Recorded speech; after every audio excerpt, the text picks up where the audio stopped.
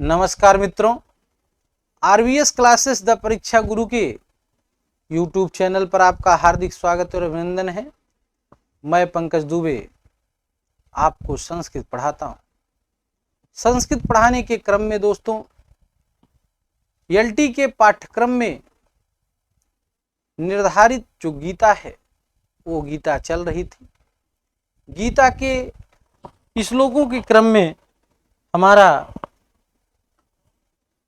जो है 20 श्लोक हो गया था। आज हमें 21वें श्लोक से पढ़ना है।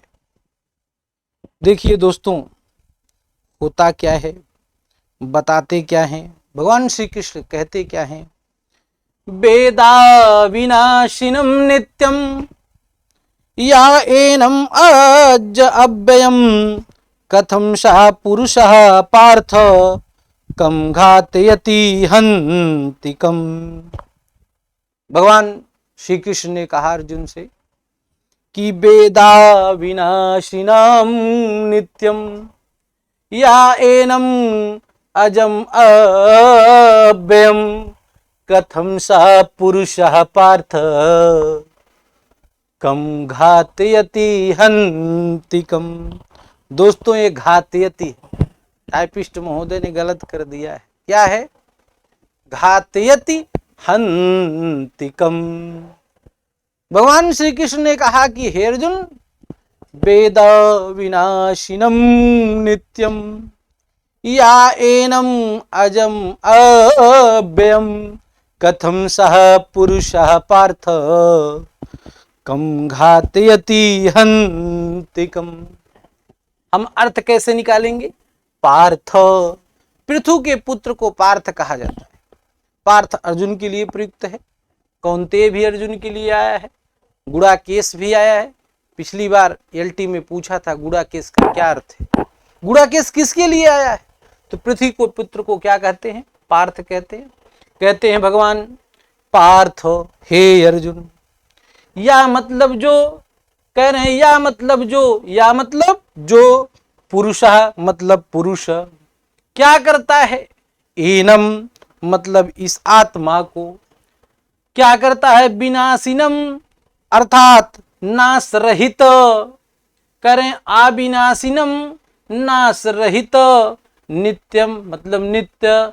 वेद मतलब जानता है। भगवान ने कहा कि हे पार्थ, हे अर्जुन, या मतलब जो, कौन? पुरुषः मतलब पुरुष। एनम, एनम किसके लिए आया है? आत्मा को। अर्थात इस आत्मा को अविनाशिनम नाश होने वाला नहीं। नित्यम मतलब नित्य। वेद मतलब जानता है। सह मतलब वही। उस वही क्या करता है? और ये भी जानता है अजम, यह जानता है अजन्मा है। और यही ने अव्ययम, यह अव्यय। ऐसा वेद मतलब मानता है, ऐसा मानता है। तो सह मतलब वह, पुरुषः मतलब पुरुष। कथम मतलब कैसे? घातयति किसी को मार सकता है। बताइए वह पुरुष कैसे? कथम पुरुषम घातयन्ति, वह पुरुष कैसे किसी को क्या कर सकता है? मरवाता है। और हन्तिकम, और कैसे किसी को मारता है। अर्थात पुरुष ना किसी को मारता है और ना मरवाता है। क्योंकि हे प्रभु, हे अर्जुन, यह आत्मा क्या है? अजर और अमर है। भगवान ने बताया क्या कि वेद अविनाशिनम नित्यम याएनम अजव्ययम कथम सह पुरुषः पार्थ कम घातयति हन्तिकम। इतना है, कम घातयति हन्तिकम। हे पार्थ, हे अर्जुन, या मतलब जो, एनम अर्थात इस आत्मा को, अविनाशिनम नाश से रहित, नित्यम नित्य, अजम अजन्मा, अव्ययम नाश से रहित। वेदम मतलब क्या करता है? जानता है। सह पुरुषः वह पुरुष। कथम मतलब कैसे, घातयंती किसी को मारवाता है, या हंतिकम और वह कैसे किसी को मारता है। इस संसार में ना कोई व्यक्ति किसी को मारता है और ना कोई व्यक्ति किसी को मरवाता है। जो व्यक्ति यह जानता है यह आत्मा अविनाशी है, नित्य है, अजन्मा है, इसमें कोई परिवर्तन नहीं हो सकता, वो व्यक्ति ना किसी को मारता है, ना मरवाता है, ना ही उसे कोई मार सकता है। तो भगवान ने कहा क्या कि वेदा विनाशिनम नित्यम याएनम अज अव्ययम कथम सह पुरुषा पार्थ कम घातयति हंतिकम। हे पार्थ, या मतलब जो क्या करता है, एनम आत्मा, इस आत्मा को, अविनाशिना ना अविनाशिना इति अविनाशिना, नहीं तत्पुरुष समास है, अविनाशी मानता है, अजब नाजम इति अजम, उसे अजन्मा मानता है, ना व्यतीत अव्ययम, उसे नाश से रहित मानता है, सह पुरुषः, वह पुरुष, कौन सा पुरुष, पुरुषेते इति पुरुषः, साकन प्रत्यय लगा है पुरुष शब्द में। अगर पूछा पुरुष शब्द में कौन सा प्रत्यय लगा है दोस्तों, साकन प्रत्यय लगा है।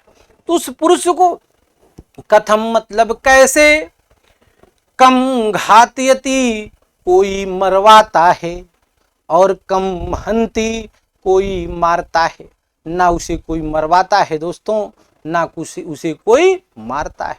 अर्थात आत्मा अजर और अमर है। तो आइए देखते हैं, वेद शब्द है, विद धातु ज्ञान अर्थ में प्रयुक्त होती है। विद धातु के चार अर्थ हैं, विद ज्ञाने, विद लाभे, विद विचारणे, विद सत्या। यहाँ जो वेद शब्द है इसमें घे प्रत्यय लगा है। पुनः एनम अजव्यम, अव्ययम ना व्यतीत अव्ययम, पुनः पुरुष में साकन प्रत्यय लगा है। पृथु के पुत्र को पार्थ कहते हैं, अड़ प्रत्यय लगा है, आपत्यर्थे अड़। घातियत में ऋछ प्रत्यय लगा है, हन धातु का रूप हंत है। तो आपसे प्रश्न बन सकता है यह आत्मा कैसी है, तो आप बताओगे अविनाशी है, नित्य है, अजन्मा है, अव्यय है। ये सब किसके विशेषण है, आत्मा के। कह सकता है कि घातियत में कौन सा प्रत्यय लगा है, पूछा जा सकता है, ऋच प्रत्यय। पूछा जाएगा पार्थ किसके लिए आया है, अर्जुन के लिए। पार्थ में कौन सा प्रत्यय लगा है, अड़ प्रत्यय लगा है।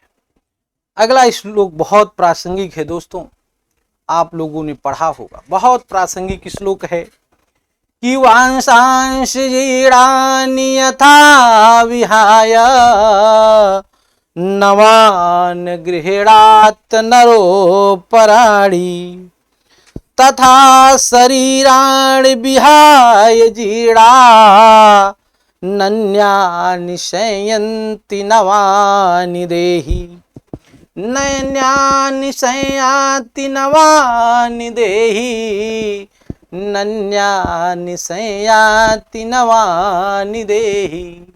बताया क्या गया कि वांशांश जीर्णान् यथा विहाय नवान गृह्णाति नरो अपराणि तथा शरीराणि विहाय जीर्णान् अन्यानि संयाति नवानि देहि। भगवान ने कहा क्या, हे अर्जुन, यथा जिस प्रकार से, देही, देही का अर्थ होता है शरीरधारी, जिस प्रकार से देही अर्थात शरीरधारी, कौन सा, नरह जो मनुष्य है, नहीं तो ऐसे अर्थ निकालिए, यथा नरह जैसे मनुष्य, नृ धातु में घे प्रत्यय लगता है दोस्तों तो नर बन जाता है। यथा नरह जैसे मनुष्य, जीर्णानि वांसांश विहाय, जब जीर्ण वस्तु को क्या कर देता है, छोड़ देता है, अपराणी मतलब दूसरे, नवान गृह्णाति दूसरे नए वस्त्र को पहन लेता है। उसी प्रकार से तथा शरीराणि विहाय जीर्णान् अन्यानि संयाति नवानि देहि। उसी प्रकार से ये जो देही है, देही शब्द जीवात्मा के लिए है। उसी प्रकार से देही ये जो जीवात्मा है, जीर्णानि शरीराणि विहाय, जीर्ण शरीरों को छोड़ देती है, अन्यानि नवानि संयाति, अन्य दूसरे शरीर को धारण कर लेती है।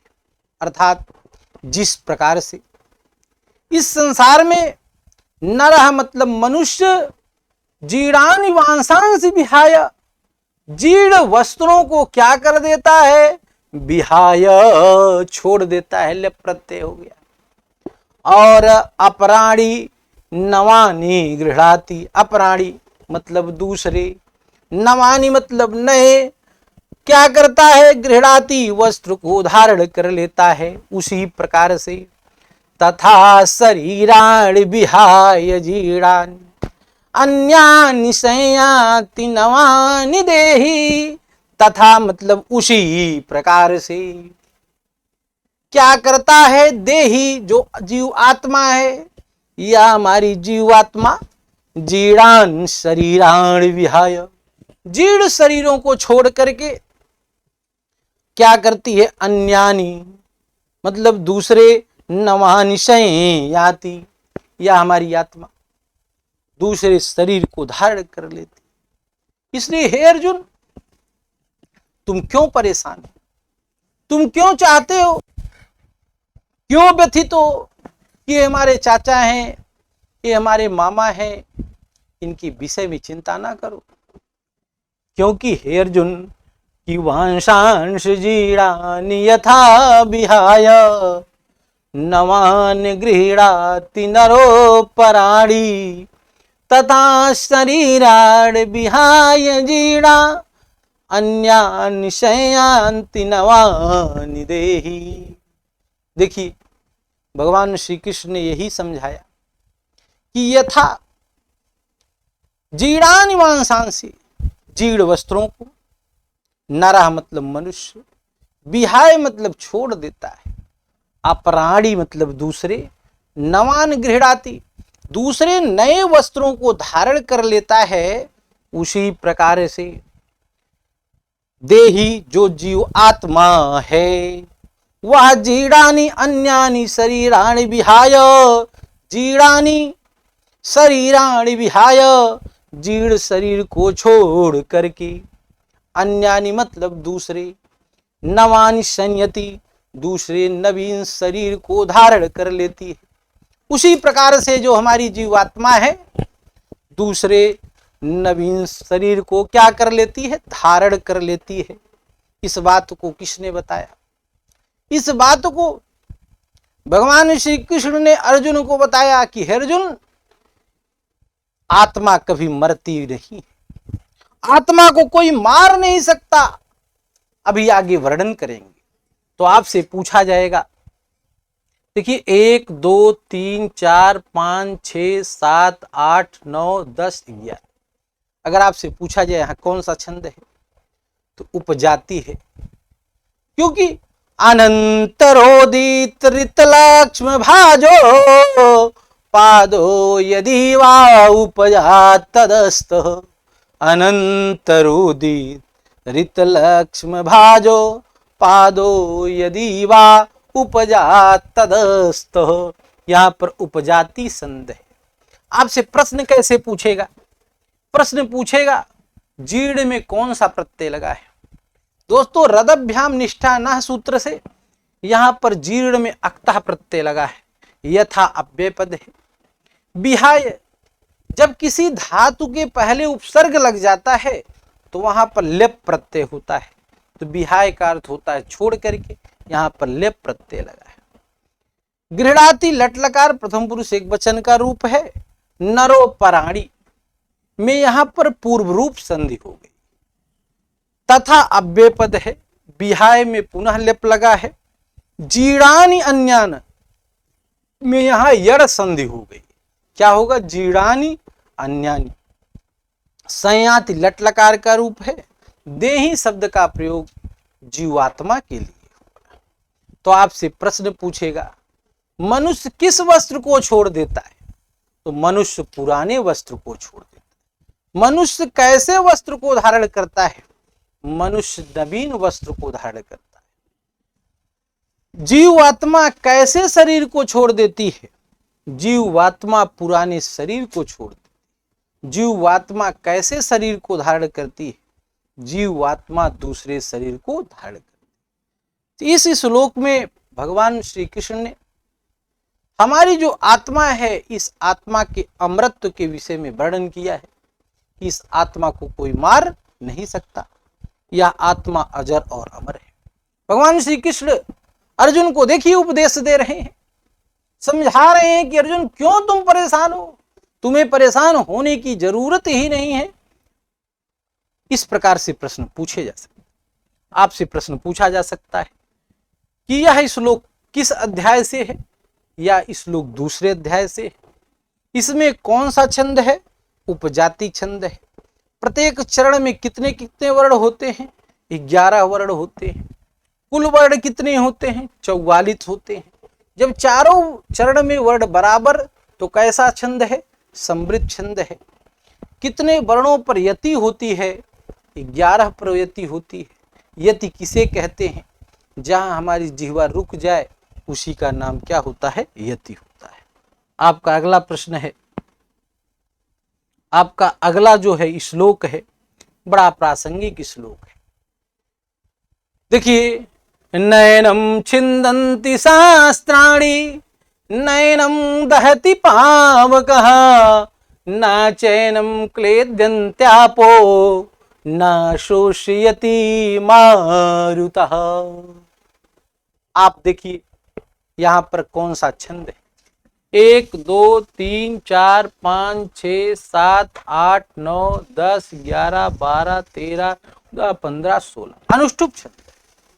अनुष्टुप छंद किसे कहते हैं, इस लोके षष्ठा गुरु गेयम सर्वत्र लघु पंचकम द्विचतुष्पादयो हस्यो सप्तम दीर्घम मन्नयो। अनुष्टुप छंद को दोस्तों श्लोक छंद भी कहते हैं। अनुष्टुप छंद का प्रयोग यद्यपि वैदिक साहित्य में हुआ है, लेकिन सर्वप्रथम लौकिक साहित्य में वाल्मीकि ने इसका प्रयोग किया था। अनुष्टुप छंद को श्लोक छंद के नाम से भी जाना जाता है। अनुष्टुप एक समृद्ध छंद है। इस छंद में 4 चरण होते। पहले चरण में 8 मात्राएं, 8 वर्ण, दूसरे में 8, तीसरे में 8, चौथे में 8, 8 चौक 32, कुल इसमें 32 वर्ण होते। यह वार्णिक छंद है। और यही नहीं, अगर आपसे पूछा जाए जब चारों चरण में वर्ण बराबर हो गए, इसी कारण से इसे समृद्ध छंद कहा जाता है। तो अगर आपसे पूछा जाए अनुष्टुप छंद में कुल कितने वर्ण होते हैं, तो बताओगे 32। प्रत्येक चरण में कितने वर्ण होते हैं, 8-8 वर्ण होते हैं। कैसा छंद है, समृद्ध छंद है। कितने वर्णों पर यति होती है, 8-8 वर्णों पर यति। यति किसे कहते हैं, जहां हमारी जीवा रुक जाए उसी का नाम यति है। तो भगवान ने अर्जुन को कहा कि नयनम छिन्दन्ति शास्त्राणि नयनम दहति पावकः न चैनम क्लेद्यन्तापः न शोषयति मारुतः। अरे अर्जुन, एनम ना, एनम में वृद्धि संधि हो गई। एनम अर्थात इस आत्मा को शास्त्राणि न छिन्दन्ति, जो शास्त्र है, जो शस्त्र है, शस्त्र के द्वारा ना छिन्दन्ति, हम शस्त्र के द्वारा काट नहीं सकते। एनम इस आत्मा को पावका न दहति, अग्नि के द्वारा हम जला नहीं सकते। एनम किसके लिए आया है, देही के लिए आया है, जीवात्मा के लिए आया है। इस जीवात्मा को हम पावका न दहति, अग्नि के द्वारा जला नहीं सकते हैं। एनम इस आत्मा को आपह ना क्लेदयन्ति, आपह मतलब जल के द्वारा, क्लेदयन्ति नहीं सकते। एनम मारुतः न शोषयति, इसे हम हवा के द्वारा ना शोषयति, सुखा नहीं सकते। अर्थात यह आत्मा अजर और अमर है।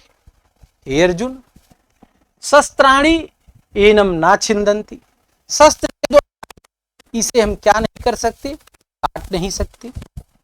पावकः एनम ना दहति, अग्नि के द्वारा हम इसे जला नहीं सकते। आपः एनम ना क्लेदयन्ति, जल के द्वारा हम इसे गीला नहीं कर सकते। मारुतः न शोषयति, वायु के द्वारा हम इसे सुखा नहीं सकते। अर्थात यह आत्मा अजर और अमर है। हे अर्जुन, इसके विषय में चिंता न करो। तो आपसे प्रश्न कैसे पूछेगा, श्लोक दे देगा, नैनम छिद्दन्ति शास्त्राणि नैनम दहति पावकः न चैनम क्लेद्यन्तापो न शोषयति मारुतः। इस श्लोक में कौन सा छंद है आप बताओगे? अनुष्ठुप छंद है। आपसे पूछेगा अनुष्ठुप में कितने वर्ण होते हैं, बताओगे 32। प्रत्येक चरण में कितने होते हैं? 8-8। पूछेगा कैसा छंद है, समृत है। पूछेगा कितने वर्णों पर यति होती, 8-8 वर्णों पर। अनुष्ठुप का दूसरा नाम क्या है? श्लोक है। इसके जन्मदाता कौन है? वाल्मीकि है। अगर आपसे पूछा नैनम में कौन सी संधि है, नैनम में ना प्लस एनम वृद्धि संधि। छिद कर्दने धातु, छिद धातु का प्रयोग कर्दन अर्थ में होता है, काटने के अर्थ में होता है। उसी का रूप चल गया बहुवचन में, छिद्दंती बन गया। लट लकार प्रथम पुरुष बहुवचन। शस्त्राणि, शस्त्र में त्रन प्रत्यय लगा है। नैनम में वृद्धि संधि। दाह धातु, दाह धातु का प्रयोग जलाने अर्थ में होता है। लट लकार प्रथम पुरुष एक वचन का रूप है। पावकः, पावक का अर्थ होता है अग्नि, अग्नि। पावक का पर्यायवाची है। कृपीट नृज्वलन जात वेदस्त नून पात बहिर्सुषमा कृष्णवर्तमा सोच के स उसरवृधु आश्रयासु बृहद भानु कृषाणु पावको नलहा, कृषाणु भी कहा जाता है। चैनम में वृद्धि संधि है। क्लेदयन्ति, क्लिद धातु का प्रयोग किस अर्थ में होता है? गीले अर्थ में। आपह का अर्थ होता है जल। शोषयत में ऋच प्रत्यय लगा है। क्लेदयन्ति आपह में यड़ संधि। कौन सी संधि हो गई? यड़ संधि। क्लेदयन्ति प्लस आपह इति क्लेदयन्ति। मारुतः, मारुतः का अर्थ होता है हवा, अर्थात इसे हवा सुखा नहीं सकता। आपसे प्रश्न ऐसे बनेंगे। आइए दूसरे श्लोक को देखते हैं, 24वें श्लोक को। भगवान ने फिर कहा, अच्छेदोयम आक्लेदोयम अशोष्यम एवचा नित्यम सर्वगतः यस्थाणुष चलोयम सनातनः। अरे अर्जुन, या आत्मा ऐसा वैसा नहीं। भगवान श्री कृष्ण बताते इस श्लोक में क्या बता रहे हैं कि अर्जुन, यह जो आत्मा है यह अच्छेद है। ये आत्मा जलाया नहीं जा सकता, इस आत्मा को सुखाया नहीं जा सकता। और यही नहीं, यह आत्मा नित्य सर्वव्यापी है, अचल है, अर्थात यह स्थिर रहने वाली है या इधर उधर भगने वाली नहीं है। और ये आत्मा सनातन है। इसी के विषय में इस श्लोक में भगवान श्री कृष्ण वर्णन कर रहे हैं। भगवान श्री कृष्ण कहते क्या है? अक्षेदो अयम, अयम आत्मा, ये जो आत्मा है, अक्षेद्यः, इस आत्मा को अक्षेद है, इसे काटा नहीं जा सकता। अयम अर्थात यह आत्मा आक्लेद्य, इस आत्मा को गलाया नहीं जा सकता। आशोष्य एव चा, और इसे सुखाया भी नहीं जा सकता। अर्थात अयम आत्मा, अयम किसके लिए है? आत्मा के लिए। यह जो आत्मा है अच्छेद है, अर्थात इस आत्मा को काटा नहीं जा सकता। आक्लेदोयम, इसे गलाया नहीं जा सकता। आशोष्योचा, इसे सुखाया नहीं जा सकता। नित्यम सर्वगतः स्थाणु चलो अयम सनातनः, नित्यम यह आत्मा नित्य है, सर्वगतः सर्वव्यापी है, अस्थाणु स्थिर रहने वाली है, और यही नहीं, अयम यह जो आत्मा है सनातन, यह सनातन है, प्राचीन है, या कभी नष्ट होने वाली अर्जुन नहीं है। भगवान समझा रहे हैं। भगवान ने कहा क्या, अक्षेदो अयम, इस आत्मा को अर्जुन कोई काट नहीं सकता, अद्याह अयम, इसे कोई जला नहीं सकता, आक्लेद अयम, इसे कोई गला नहीं सकता, आशोषचा, इसे कोई सुखा नहीं सकता, अयम अर्थात ये जो आत्मा है नित्यम नित्य है, सर्वगतः सर्वव्यापी है, अस्थाणु स्थिर रहने वाली है, अचला कभी चलने वाली नहीं है, सनातन यह आत्मा सनातन है। इस बात को भगवान श्री कृष्ण ने किससे बताया, अर्जुन से बताया। इस श्लोक में अगर पूछा जाए कौन सा छंद है, अनुष्ठुप छंद है। अनुष्ठुप छंद का लक्षण क्या होता है, श्लोके षष्ठा गुरु गेयम सर्वत्र लघु पंचकम द्विचतुष्पादयो ह्रस्यो सप्तम दीर्घम मन्नयो। देखिए दोस्तों, अनुष्ठुप छंद में कुल 32 वर्ण होते।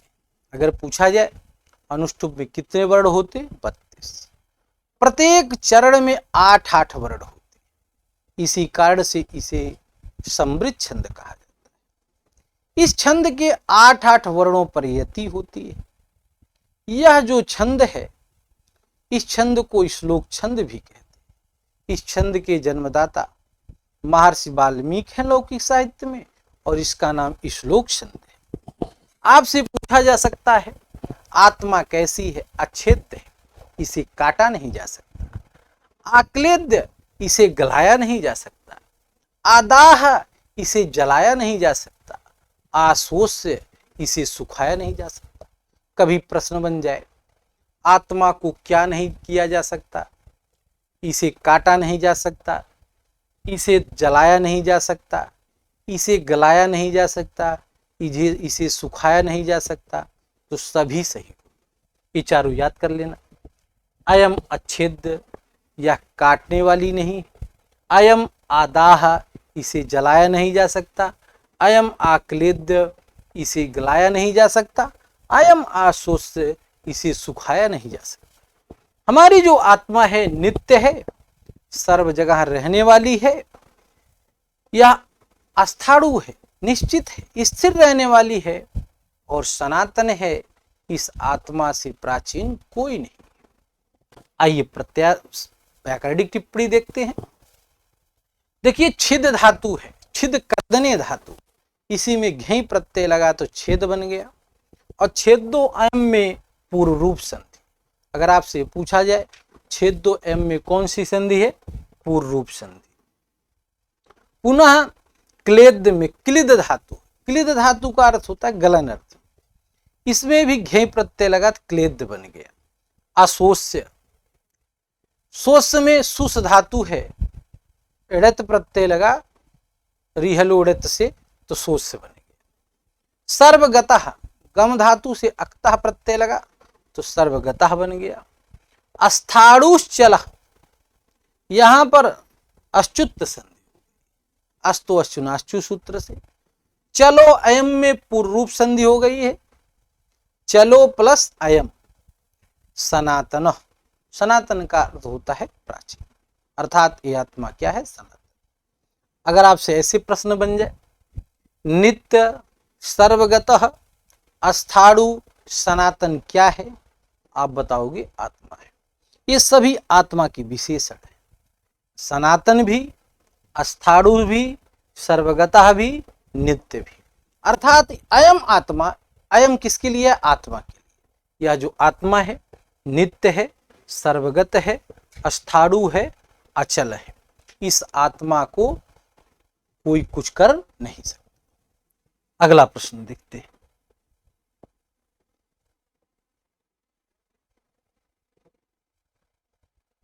चौबीस श्लोक।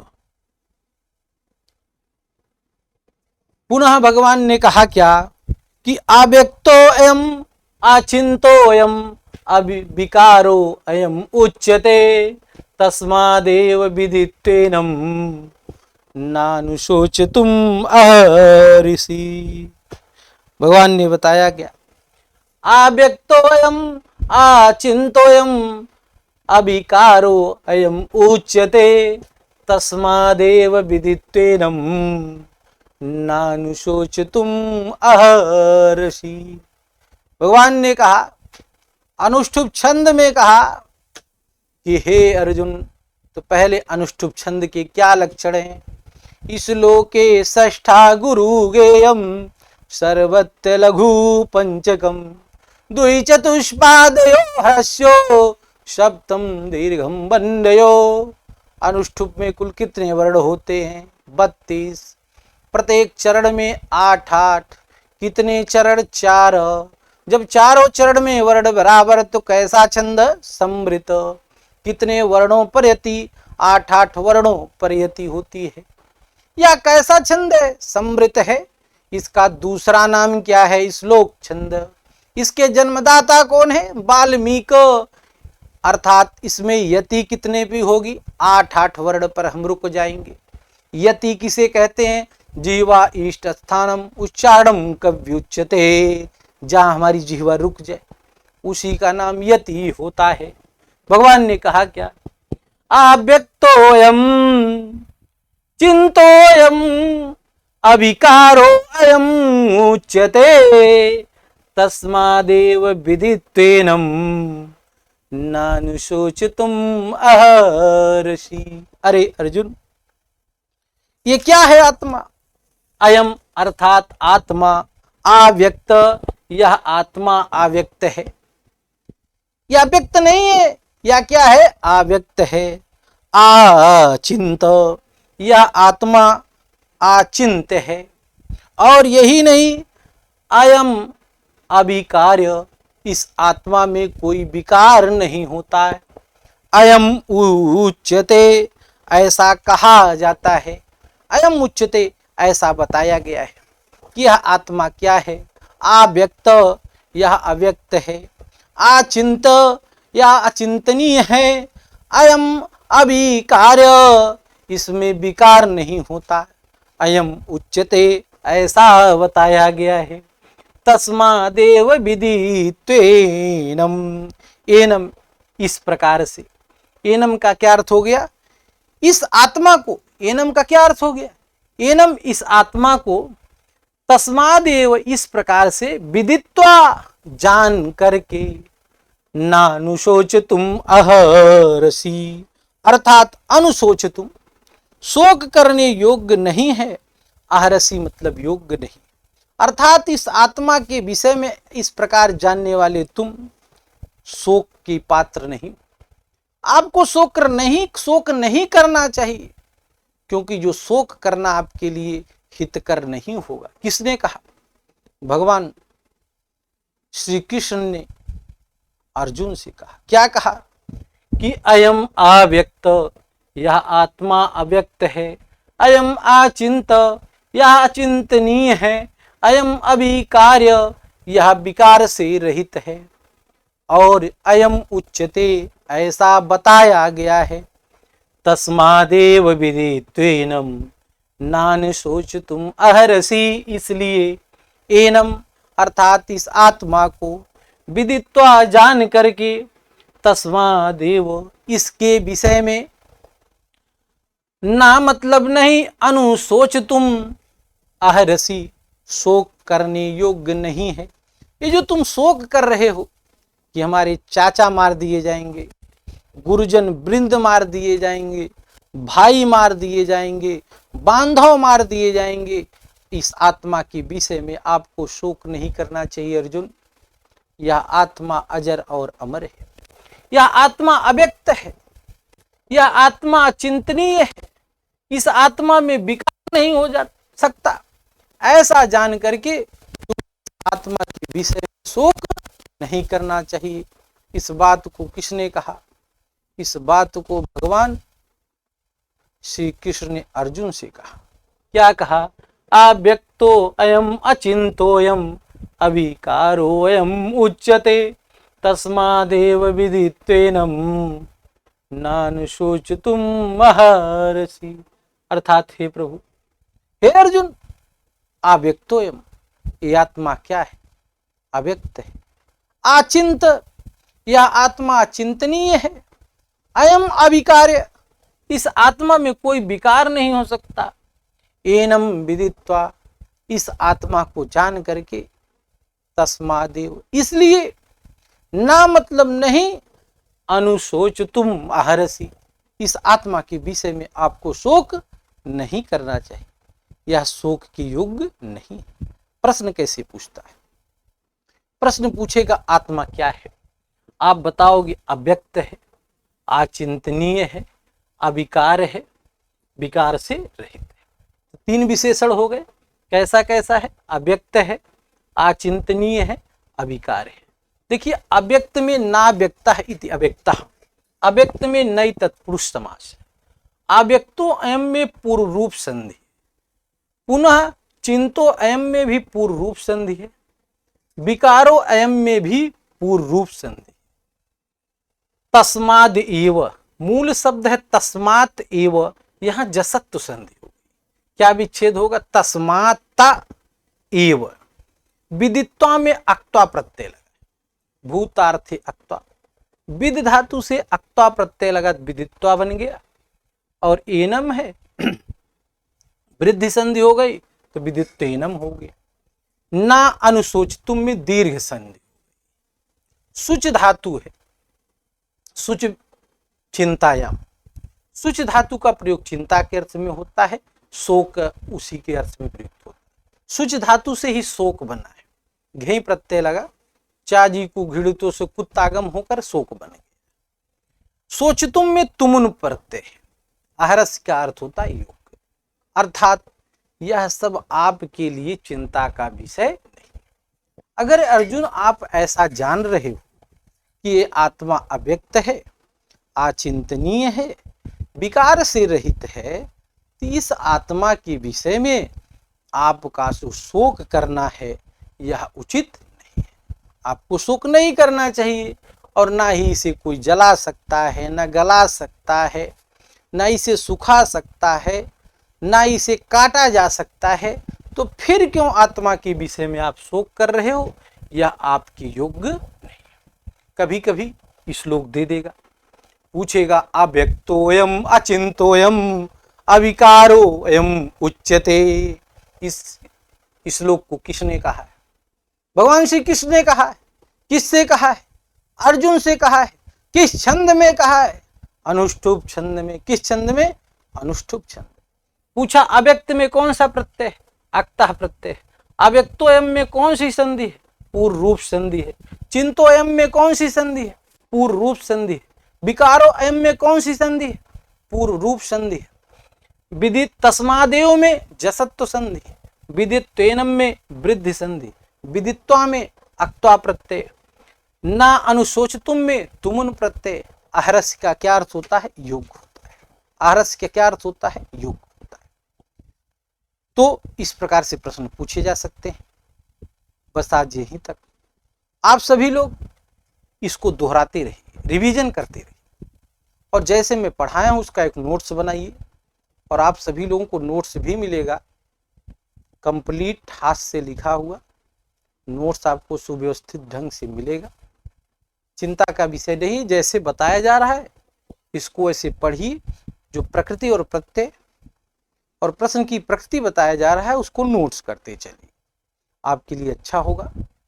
धन्यवाद मित्रों, बस ये।